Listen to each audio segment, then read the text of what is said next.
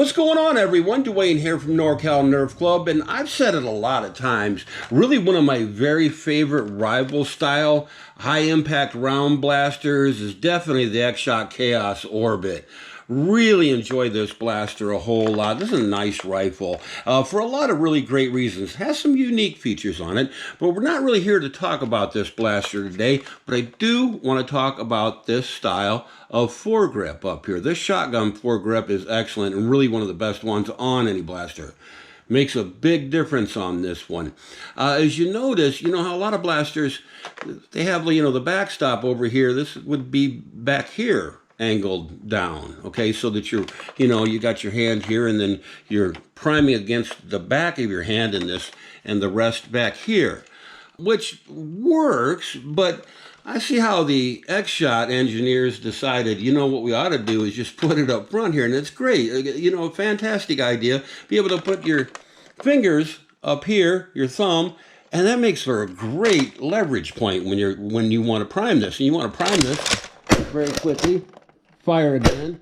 You've heard me say it a whole lot of times that one of the features that I like about a blaster is your ability to be able to prime it, fire it, and reprime and fire again very, very quickly. And that's what happens here. You don't need a lot of real heavy grip on this one. And this blaster, like I just showed you, able to do that very, very quickly. This has a 14 kilogram long shot spring in it.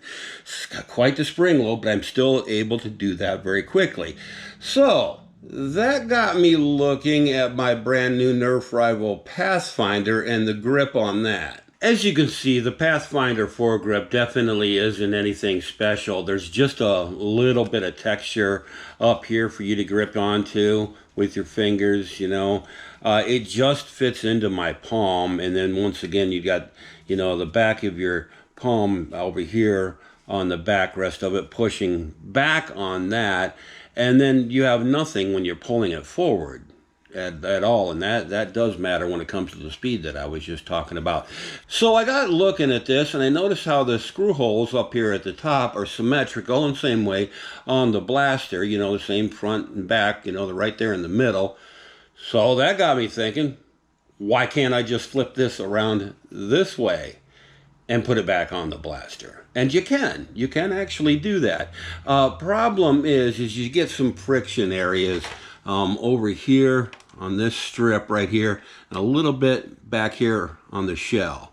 That's the only problems that you have with that, with just the design, the way that the foregrip was made. So what I did, just very simply, took a few minutes, but I took my time with it, is I got my Dremel out. You do need a Dremel for this one. If you got something better that can cut into there, fine, but I used my Dremel, and matter of fact, just had a kind of one of the rougher wheels on it and stuff, but I just ran it on low and took my time with it. Like I said, you see how up here this would have this little indent taken out of it at the front that runs along that orange piece that I just showed you there. That's the way it naturally is. So you got to make another one of those back here. So that's what I did. Just kind of dremeled that out. Not even the neatest in the world.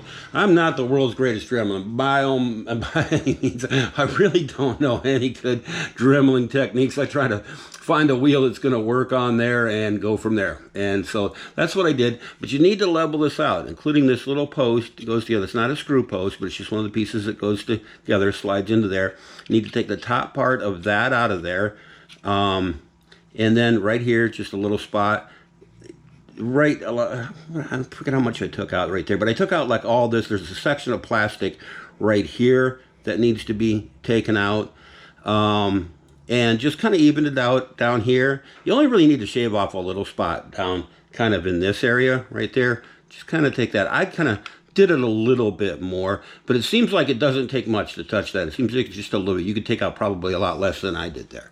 But that's all I did. Like I said, it took me a few minutes, but I took my time with it, trying to get it just right there and get it so that piece then fits in there, so that there is no friction along with that piece or back here on the shell when you prime it back.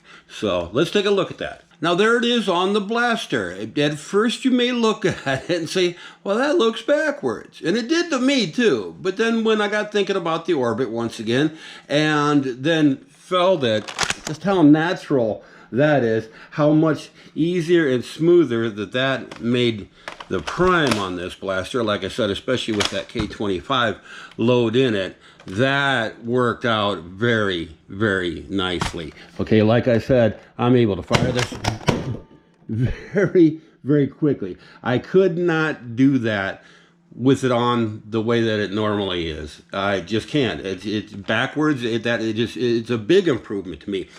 Might seem like kind of a dumb little idea, but hey, this is about function and the fact that maybe if you don't want to go out and buy another 3D printed part that's just going to be the same thing, you're just going to be flipped around. It might be bigger, wider, might have a bigger stop on the back over here.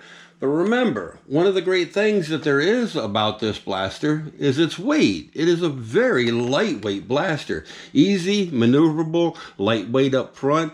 You put a bigger grip on there, you're just adding a little bit more weight on the front. Not that that's going to matter a whole lot, but I just kind of got really used to how that looks really quickly on there. And especially, like I said, the function part of it is absolutely my favorite.